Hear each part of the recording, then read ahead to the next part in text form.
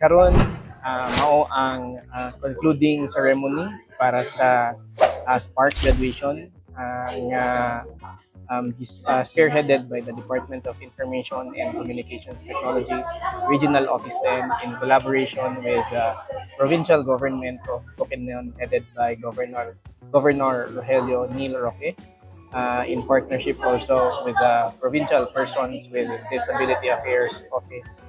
So ang kaning Spark mao ang ginatawag nato nga strengthening the Philippine workforce for adaptive and responsive digital knowledge project, which aims to upskill the workforce of the country.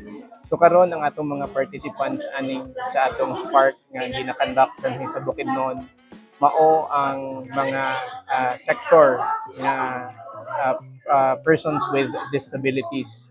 So gitabangan nato sila, nga makakuha sila og saktong skills and knowledge para sa general virtual assistance. Mag-open ni og door sa ilahang makakuha sila og lain nga opportunity nga makatabang sa ilahang livelihood para sa ilahang pamilya.